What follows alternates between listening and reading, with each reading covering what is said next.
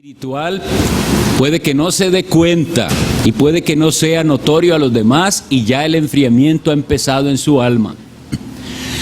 La segunda lección vimos el enfriamiento del amor y estuvimos viendo nuestro trato hacia Cristo, hacia los que son de Cristo. Estuvimos viendo en la tercera lección el enfriamiento de la fe y la entrada de dudas en el corazón y la falta de confianza en las promesas de Dios. Y hoy vamos a ver un tema muy importante, bueno, como todos, el enfriamiento en la oración. Pero antes de empezar, solo por si acaso, recordemos que todos los celulares tienen que estar apagados o en silencio para que no haya ninguna distracción en medio de la enseñanza bíblica.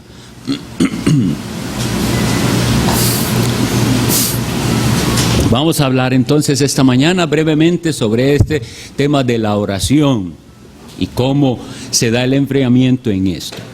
La oración se ha comparado en la vida cristiana como la respiración en la vida física.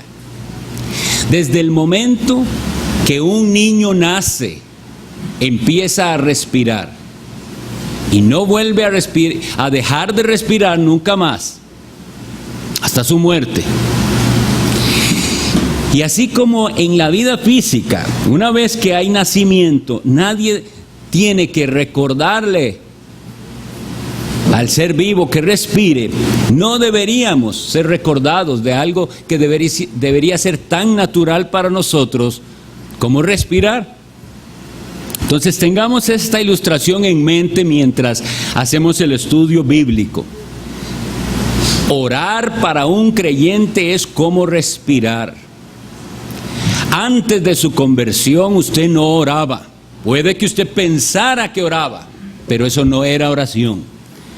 Y seamos conscientes, en todas las religiones de todo el mundo la gente hace oraciones, pero esa no es verdadera oración que llega a Dios y sea atendida. Como veremos, la oración la única oración válida es la oración trinitaria. La oración que se hace a Dios, reconociéndolo como Padre. La oración que se hace con la mediación de Jesucristo y entendiendo que sin Él no podemos llegar al Padre. Y la oración que hacemos impulsados por el Espíritu Santo. Y como está escrito, Él nos dio el Espíritu de adopción para que podamos clamar, Abba, Padre. Siendo así que comparamos la oración con la respiración, pienso yo que entonces un enfriamiento en la oración es como una enfermedad respiratoria. No sé cuántos aquí hayan padecido alguna vez de enfermedades respiratorias, pero son de las cosas más tristes. Las personas que están así apenas tienen un hilo de oxígeno que va y viene. Y ese es el estado en el que puede llegar un creyente por enfriamiento espiritual en su comunión con Dios. Apenas un hilo de vida lo sostiene, un poquito de oxígeno le llega por la promesa de Dios, porque los que son de Cristo serán de Él para siempre. Pero una persona que definitivamente deja de orar y sabemos que nunca tuvo vida espiritual, porque la vida espiritual es para siempre. Él nos dio vida eterna. Bien, entonces hoy vamos a ir a las Escrituras a ver versículos que ustedes y yo muy probablemente conocemos y creemos que es la palabra de Dios leída y meditada en ella la que nos va a hacer cambiar lo que esté mal en nuestras vidas. Vamos a leer primeramente la epístola a los Filipenses 4:6, que esto es uno de los que memorizamos en el pasado. Pero lo leemos entonces. Dice así, Filipenses 4:6: por nada estéis afanosos, sino sean conocidas vuestras peticiones delante de Dios en toda oración y ruego con acción de gracias. Aquí estamos viendo la oración como un deber. Se nos dice que debemos hacerlo, que nuestras peticiones deben ser conocidas, o sea, expresadas ¿Y cómo es que se hace? Él nos dice cómo. En oración y ruego y con acción de gracias. Los elementos de la oración que tienen que estar incluidos. Se nos manda a hacerlo. Entonces vamos a estos dos versículos. Primero nos presentan la oración como un deber del cristiano. Leamos también Efesios 6:18. Una vez que el apóstol Pablo ha hecho su exposición de la necesidad de la guerra, de que entendamos lo que es la guerra espiritual, la verdadera guerra espiritual,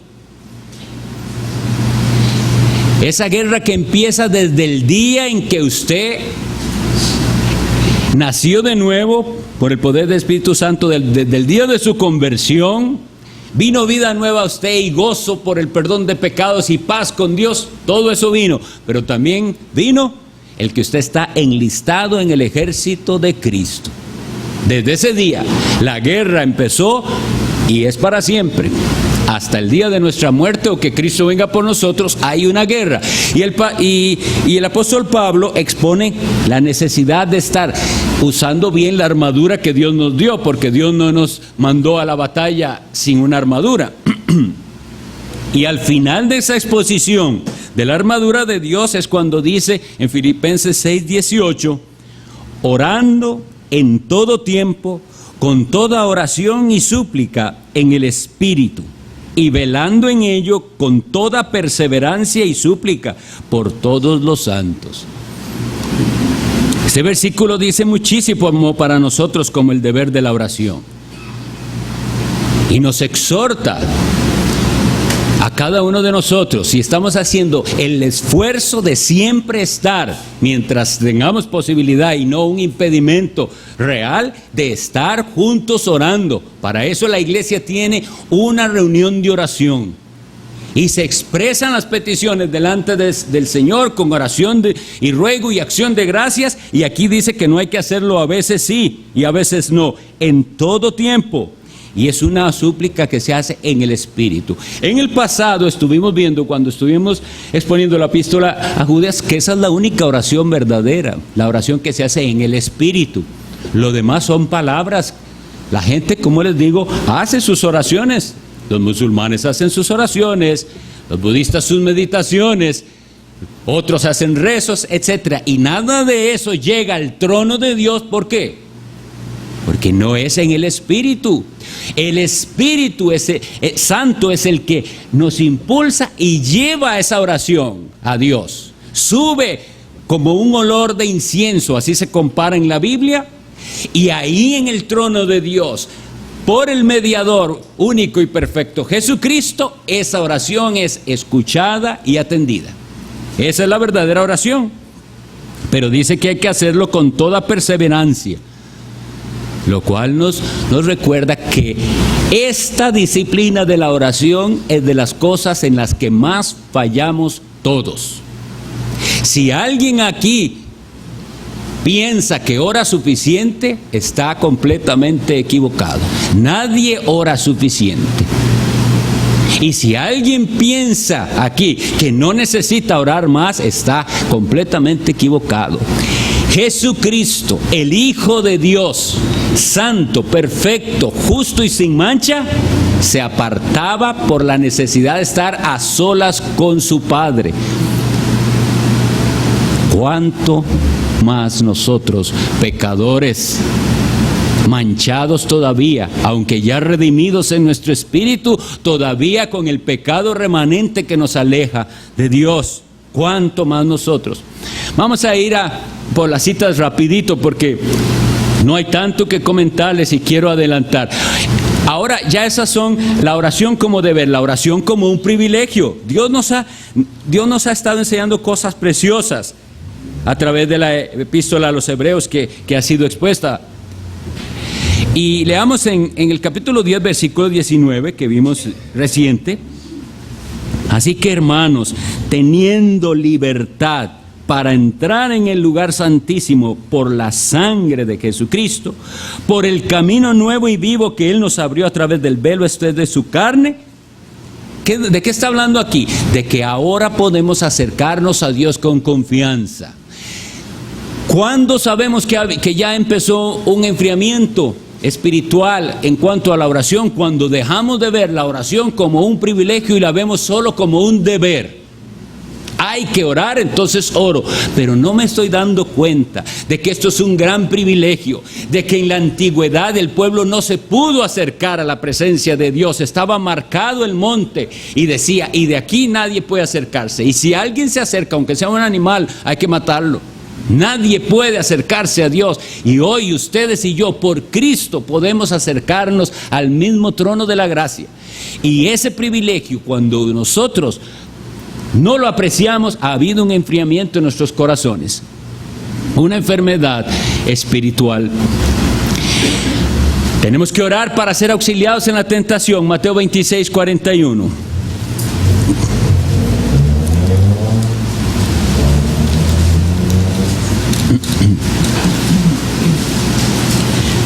Velad y orad para que no entréis en tentación.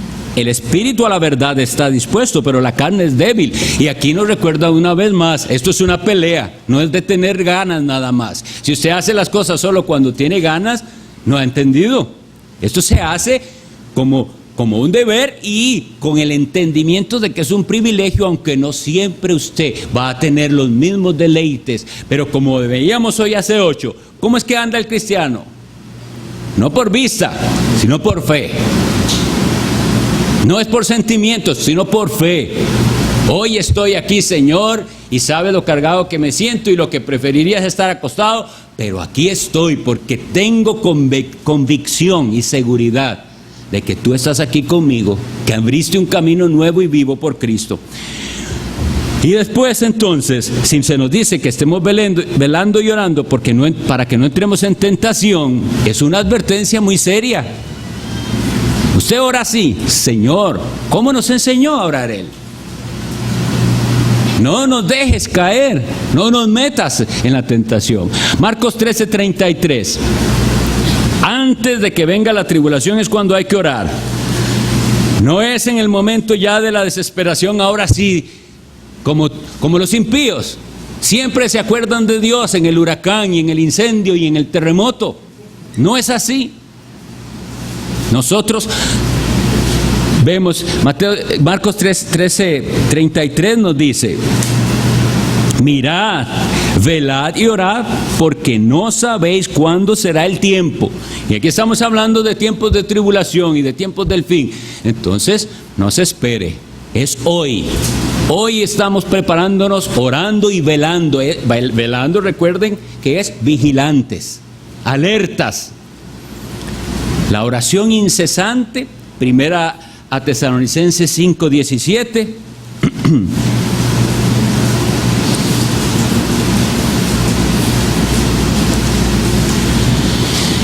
Dice, orad sin cesar.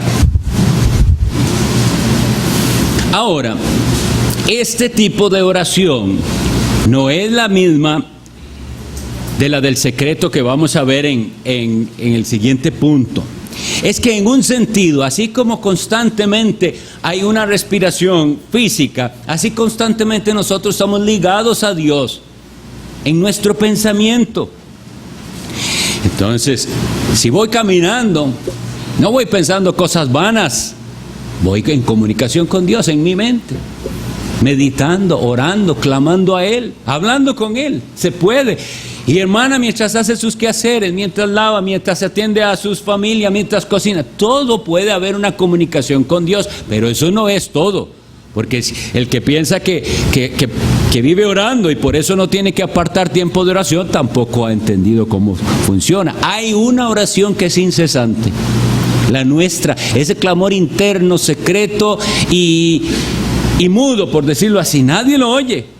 Pero estamos en comunicación con el Señor. Ese es el orar sin cesar. O una de las maneras de entenderlo, porque también sin cesar se refiere a que no pare. Si usted se ha organizado y sabe que su hora de la oración es tal hora, no cese de hacerlo. No lo haga un día sí y otro no. Eso es sin cesar. Y vamos a ir a la que vamos a dedicar un poquito más de tiempo. Mateo 6.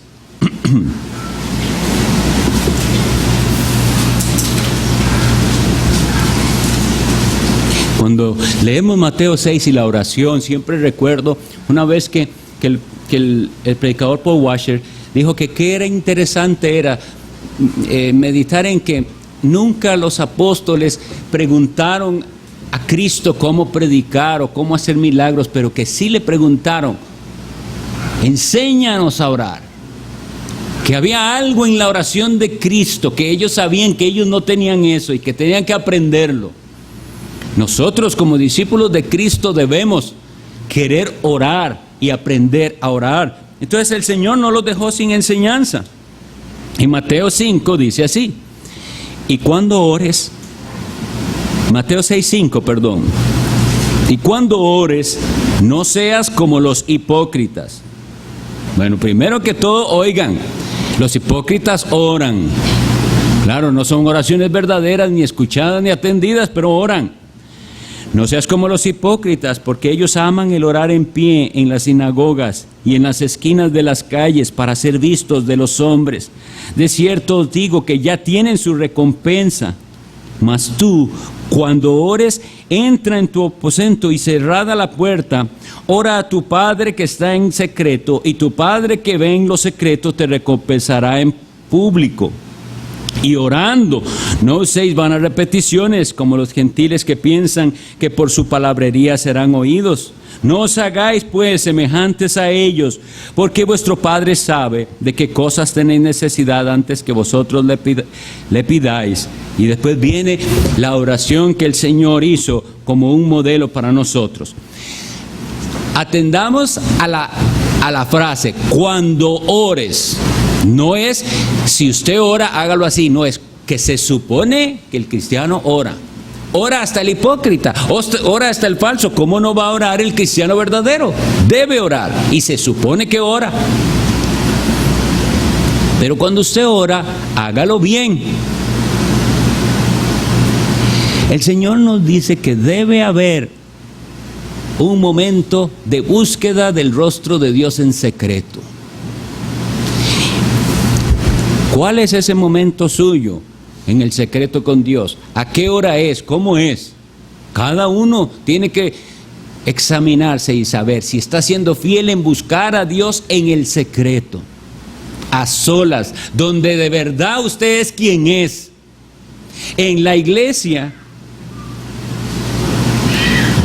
las apariencias son de que todos son excelentes creyentes, fieles, disciplinados. Esa es la apariencia, y por eso también desestimamos ciertas maneras de oración que nos pueden llevar a engañarnos a nosotros mismos.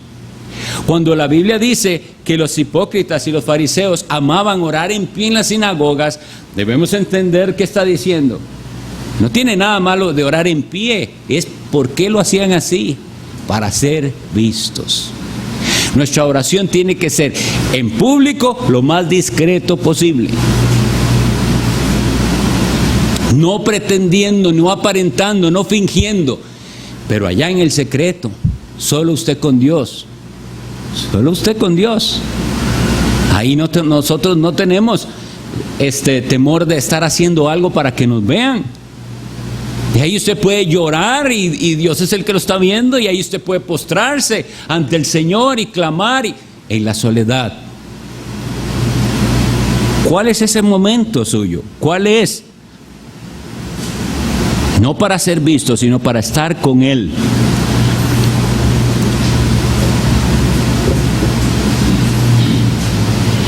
Y el modelo de oración está ahí. No significa que tenemos que repetir esas palabras exactamente como están ahí, pero el modelo está. Y una de las cosas que nosotros vemos en este modelo es que se ora siempre en plural. Padre nuestro, líbranos del mal, no nos metas en tentación. ¿Y qué decía en Efesios que leímos? 6, orando por todos los santos. La oración es una oración no solo para mí, ni por los míos, sino del pueblo de Dios. Y ahora vean lo interesante. Esa oración es en el secreto, porque Él dice, entra en tu cámara secreta, ahí solo. Podría pensarse, esta es solo para mí, para pedir por mí, por mí, por mí. Pero está hecha en plural. Porque aquel que orando no se acuerda de sus hermanos debe cuestionarse mucho lo que hay en su alma, porque nosotros, al ser unidos a Cristo, hemos sido unidos a su cuerpo, que es la iglesia. Y a nosotros nos interesa no solo lo nuestro, sino lo de nuestros hermanos. Esa es la oración. Y por eso nosotros tenemos listas de oración. Debe pedirlas si no las tiene, si no puede venir, para que usted sepa lo que le pasa al hermano tal y a la hermana tal, lo que comentó en la reunión de oración, y estar clamando por esas cosas. Pero si usted es indiferente a los sufrimientos y las cosas que están pasando, los que están a su alrededor, déjeme decirle que ya usted tiene esa enfermedad del enfriamiento espiritual, el enfriamiento en la oración. En este momento quiero recordar que cuando nosotros vimos la primera lección, vimos esto, que la lección tenía como título, las lecciones, enfriamiento. Y esto supone que antes no estaba frío, ¿verdad? Algo estaba caliente y se enfrió. Si no, no podemos hablar de enfriamiento. Si usted siempre ha sido así, de frío, entonces usted no conoce a Cristo todavía, y usted no es cristiano, aunque puede estar engañado creyendo que es cristiano. Pero el enfriamiento nos habla de que hubo un momento donde sí yo iba a mi Padre en oración, y se me iban los ratos clamando a Él, adorándole, gozándome en su presencia, y eso disminuyó. Eso es enfriamiento. Pero si usted nunca ha conocido lo que es la presencia del Señor a solas, va a seguir así, porque así siempre ha estado, y no nota su enfriamiento tampoco, no lo va a notar. Y de hecho esto es algo que quisiera dar una anécdota de algo que me sucedió y que puedo compararlo tal vez. Yo fui a un médico de los que ven la nariz y los oídos, y ese nombre es difícil. Entonces él dijo que yo respiraba, que yo tengo aquí obstruido adentro, entonces que yo respiro como la mitad de lo que si no tuviera eso, respiraría. Entonces, por eso, pero yo no soy consciente porque así he respirado. Si ellos hicieran algo ahí, entonces yo notaría, así era como se respiraba, ¿verdad? Y eso es lo que quiero decirles. Si alguien respiraba bien normal y después tiene esa obstrucción, él puede notar su problema. A eso es a lo que me refiero con esto del enfriamiento. Lo va a notar aquel que tuvo comunión con Dios y fervor en su alma. No el que tiene una religión fácil de unas rutinas que hay que hacerlas obligadamente porque es mi deber, porque en la iglesia dicen que hay que hacerlo. Entonces, eso es bien importante. ¿Cómo está usted en el secreto con Dios? En esos momentos a solas que nadie tiene que robárselos, nada ni nadie. Más importante que cualquier otra cosa, el momento a solas con Dios. Tristemente, cuando hay enfriamiento, cualquier cosa impide, obstaculiza, y al final no pude porque se presentó esto, porque se presentó lo otro, etcétera. Vamos a la que sigue. Ahora, la necesidad de compañeros de oración. Santiago 5:16.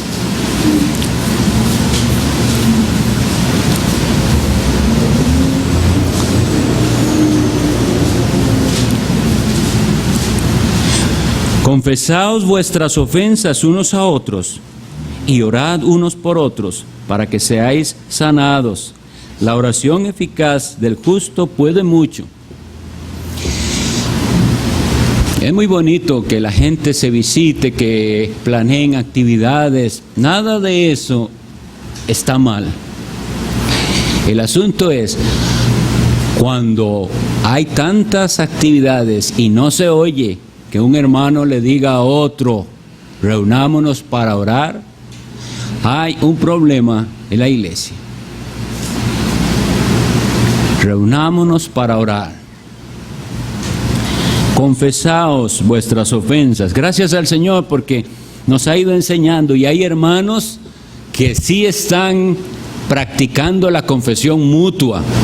Es una confesión no pensando yo que mi hermano es el que me perdona porque yo comenté mi falta, mi tropiezo, mi debilidad.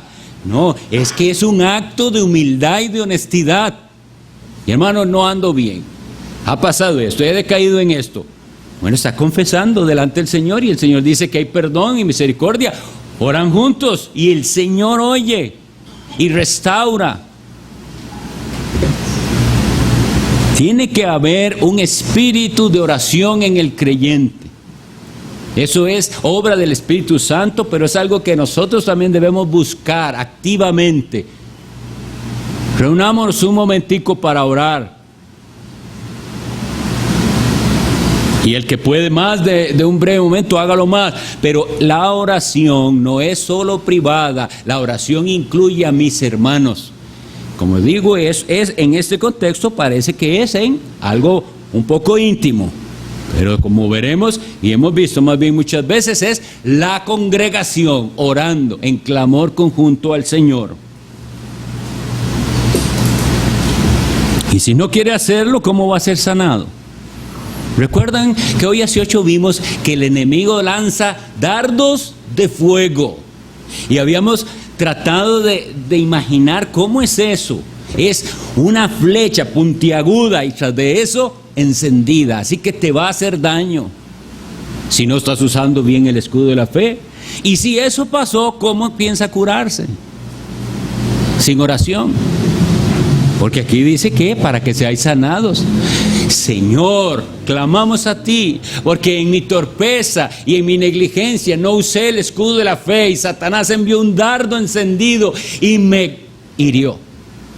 Clamamos a ti por la sanidad de mi hermano, de mi hermana, que tú sanes, y el Señor promete hacerlo. Ahora, la oración es una parte integral del culto al Señor. Hechos 2:42.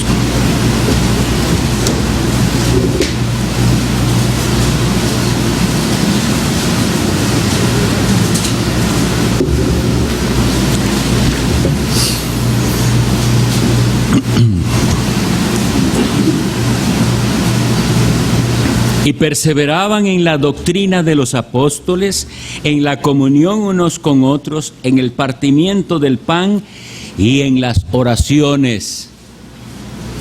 Una perseverancia en estas prácticas que definen, si lo vemos, están definiendo qué era lo que hacía la iglesia, a qué se dedica esta gente que ahora se llaman cristianos.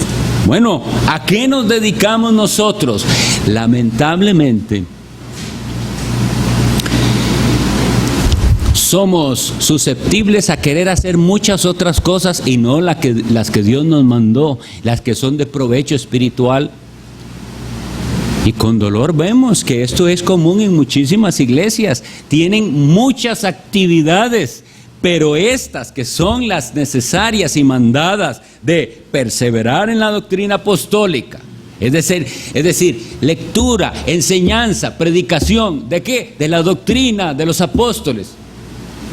Una y otra vez, ese es el centro, para eso es que estamos aquí. ¿Qué más? La comunión unos con otros. El partimiento del pan, como habíamos visto en el pasado, esa es una manera de referirse a la cena del Señor.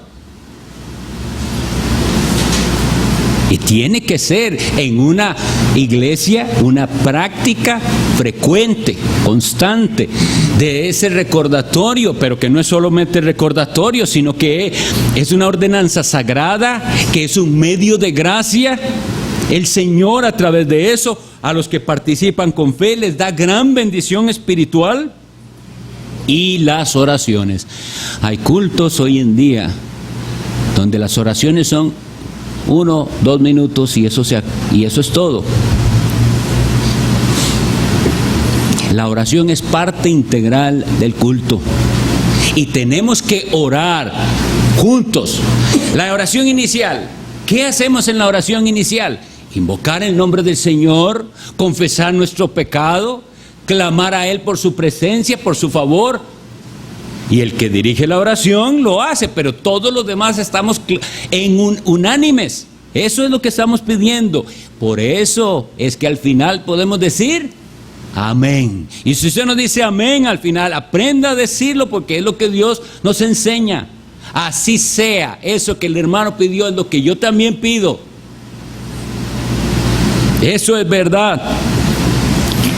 Luego oramos cuando pedimos la bendición por las ofrendas que se han traído. Y todos oramos por eso. Y tenemos que hacer, lo que quiero, hermanos, que entendamos es que no hay una sola oración en el culto al Señor que sobre. Nosotros hacemos la oración porque es necesaria. La oración pidiendo la iluminación, el predicador clama al Señor por el poder de su Espíritu Santo. ¿Cómo se va a presentar ante una congregación a hablar sus palabras? Solo el auxilio de Dios le puede impedir errar, desviarse de la verdad. Todos en conjunto pidiendo por aquel hombre y por sus propias almas. Oramos al final. ¿Por qué? Porque todo lo que ha Dios enseñado a través de sus siervos tiene que ser aplicado a nuestras almas. Si no, nos volvemos oidores olvidadizos. Oí y ya una vez que llegué a la casa olvidé. Pero es oír, retener y aplicar. ¿Y cómo se hace? Con oración.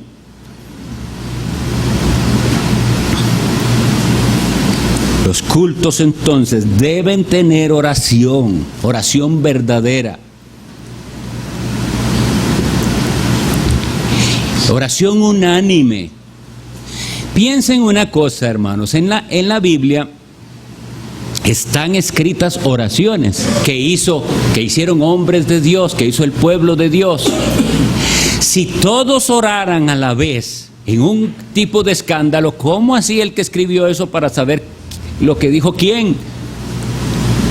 No había manera de escribir eso. Lo ordenado entonces es que hay alguien que preside la oración y los demás en unanimidad elevan oración también y se unen al amén. ¿Cómo dirá, decía Pablo, el hermano, amén a tu acción de gracias si no entendió? Bueno, usted puede estarlo diciendo en el mismo idioma, pero si hay un gran escándalo no puede. Y en otro idioma menos, pero el amén quiere decir, él está asumiendo que usted debería decir cuando oye una acción de gracias, amén. Debe ser entendible. Ahora vamos a ir a ver, y eso es lo que espero que todos creemos, la Biblia. Hechos 4:31.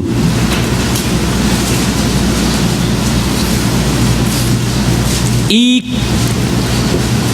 dice, cuando hubieron orado, el lugar en que estaban congregados tembló, y todos fueron llenos del Espíritu Santo y hablaban con denuedo la palabra de Dios. Hermanos, si queremos luchar contra el enfriamiento espiritual, tenemos que creer que sí, esas oraciones que hacemos y esas reuniones de oración, el Señor va a responder con esto. Va a enviar su Espíritu Santo y nos va a capacitar para hablar con denuedo su palabra. Vamos a poder hablar la palabra de Dios con libertad, con valentía, con intrepidez. Ese es el denuedo que necesitamos y tenemos que creer que así como sucedió, sucederá en nuestras vidas.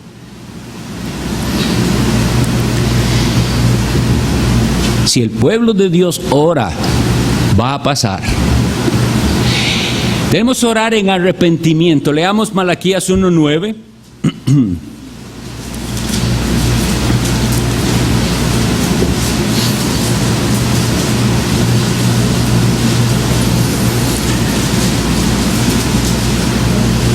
Vea que el profeta está diciendo, ahora pues, orad por el favor de Dios. Vea que les dice, orad por el favor de Dios, para que tenga piedad de nosotros. Pero luego les cuestiona y dice, pero ¿cómo podéis agradarle si hacéis estas cosas? Dice Jehová de los ejércitos. Habíamos visto en alguna otra ocasión, no tengo la cita aquí, pero en los Proverbios, el que aparta su oído para no oír la ley, su oración es como abominable.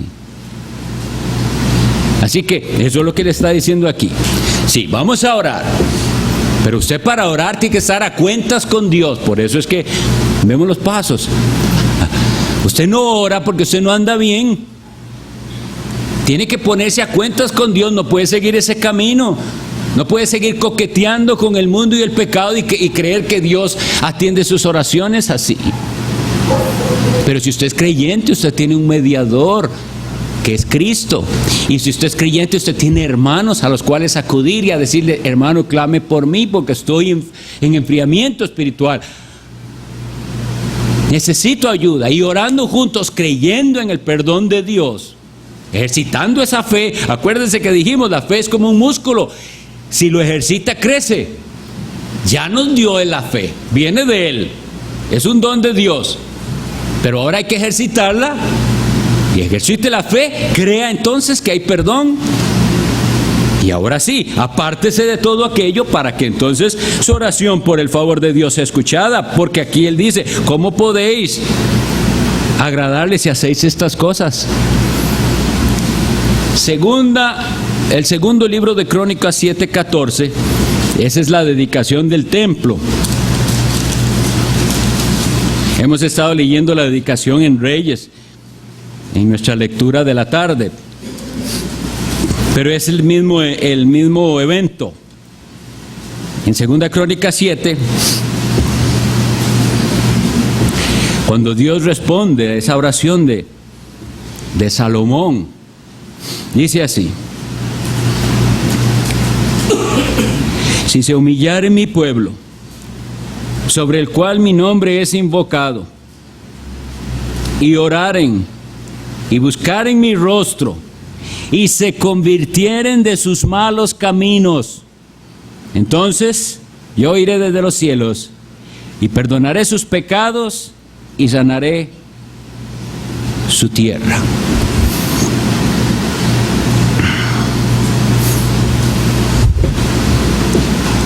¿Creemos la palabra de Dios?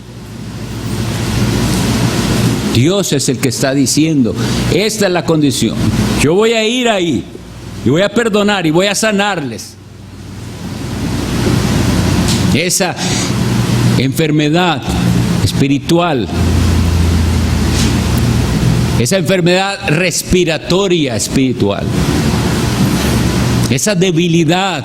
¿Qué tiene que hacer? Humillarse, invocar su nombre con la fe de Cristo y orar y buscar su rostro. Pero hay que convertirse de sus malos caminos. No piense que usted sigue por el camino que va y va a ir bien así. Eso es falsa gracia, eso es libertinaje. El Señor manda conversión. Y sin arrepentimiento no hay perdón. Pero es una promesa, tenemos que creer. Si se humillare mi pueblo, venga hermano y humíllese ante el Señor, haga su esfuerzo, deje lo que tenga que dejar, venga, ore, si quiere salir de ese enfriamiento espiritual. En Primero de Reyes, que lo leímos también recientemente en la lectura continuada, Primero de Reyes 8 dice algo que me pareció tan apropiado volver a decirlo. Primero de Reyes 8:38, que es también sobre la dedicación del templo.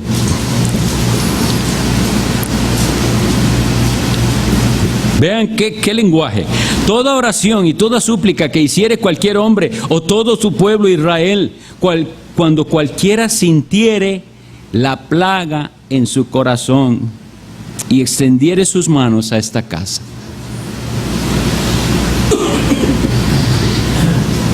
El Espíritu Santo es el que despierta la conciencia. Cuando la conciencia es despierta, entonces usted siente la plaga en su corazón. Si no, usted puede tener esa plaga y no ser consciente. Es insensible espiritualmente. Pero si el Espíritu Santo actúa y despierta su conciencia, a usted le va a pasar esto. Sintió la plaga en su corazón. ¿Cuál es esa plaga? Sino el pecado que nos aparta de Cristo. Pero así hacemos. Y la iglesia reunida se convierte en casa de Dios y puerta del cielo. La Biblia dice, vosotros sois el templo de Dios. Como Él dijo, habitaré entre ellos.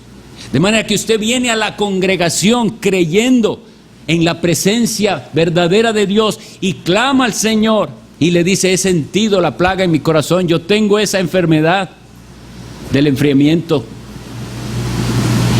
Pero a ti levanto, ya no se me ocupa levantar las manos, usted sabe que eso tenía un significado. Donde quiera que ellos estaban, oraban hacia el templo en Jerusalén, allá está la presencia de Dios, yo oro hacia allá, ya usted no tiene que hacer eso, Dios está aquí. Ese acto simbólico de alcanzar y de dirigirse hacia Dios en un lugar específico. Pero Él vino, se hizo como uno de nosotros, Cristo mismo habitó entre nosotros y ahora tenemos la promesa cumplida. Él envió el Espíritu Santo. Así que usted eleva una oración a Dios con fe de que Él está, de que Él escucha por la mediación de Cristo. Yo voy a terminar porque ya estamos con el tiempo. Pero siempre al final de la lección recuerde que hacemos un examen. Y en el examen que había dicho, ¿cómo hay que hacerlo? No hacer trampa. Porque es como uno mismo se califica. No hacer trampa, ser honesto. Y la otra cosa que recordar siempre es, en el examen nos estamos viendo a nosotros mismos. Pero no nos quedamos viéndonos a nosotros mismos. ¿Eso es para qué? Para que luego veamos a Cristo. Como decía la cita que dijo hace 8, por cada vez que usted se vea a sí mismo, mire 100 veces a Cristo. Porque ahí está la solución, el perdón, en su sangre derramada. Entonces, la oración es un asunto de comunión con Dios, es un asunto de comunicación. Dos personas no pueden llamarse súper y verdaderos amigos si nunca hablan. Enoc caminó con Dios. ¿Recuerdan esa enseñanza? Qué precioso que se diga eso de nosotros. Y la pregunta es para cada uno. ¿Está caminando con Dios? ¿Usted camina con Dios? ¿O se olvida de Él para recordarlo a veces? Cada uno sabe cuál es su tiempo en el secreto con Dios. Solo unas breves sugerencias. ¿Por qué oramos? Una de las cosas que yo les recomiendo orar más es por sabiduría. Y lo lindo es que en Santiago Él promete, si hay alguno, que somos todos, falto de sabiduría, pídala a Dios, porque Él da a todos abundantemente y sin reproche. Que Él provea lo que nuestras almas necesitan, porque nosotros no somos conscientes a veces de qué es lo que necesitamos. Para el mundo, lo que se ocupa es lo de este mundo. Pónganle atención. Yo creo que ya ustedes lo han visto. A fin de año, cuando vienen los reporteros y le dicen a la gente, ¿y qué quiere para el año entrante? Y que salud y que toda mi familia esté bien. Todo es algo de esta vida. O sea, están engañados pensando que uno teniendo salud está bien. Puede tener salud y va para el infierno. El asunto es comunión con Dios, caminar con Dios. Sea enfermo, sea sano, sea con dinero o sin dinero, sea con problemas o con problemas, caminar con Dios es lo que yo quiero. Esa es mi necesidad. que Él provea lo necesario para que yo camine con Dios. Y luego debemos orar por el pueblo de Dios. Efesios 5 dice, por todos los santos. Ore por su hermano, por su hermana, por la iglesia, por las iglesias que conocemos, por la iglesia del Señor esparcida en todo el mundo. Ore sin cesar por los hermanos perseguidos. Ore por los que sufren. Si usted no le da nada que otro sufra y usted está en ventaja, hay un problema en su corazón. Tiene que sentir en su alma pesar por los que están sufriendo, por los que tienen carencias. Y bueno, esto es recomendación rápida, después lean. Vean qué interesante. Esdras 9, Nehemías 9 y Daniel 9, oraciones para meditar. ¿Cómo oran los santos? Esas son oraciones para imitar. Leámoslas y pensemos, así oro yo. Porque hay una característica en todas esas oraciones: reconocimiento del pecado y clamor por perdón. Que el Señor les bendiga. Si tiene alguna duda, búsqueme después. Tenemos un espacio para saludarnos, para prepararnos para la segunda parte del culto.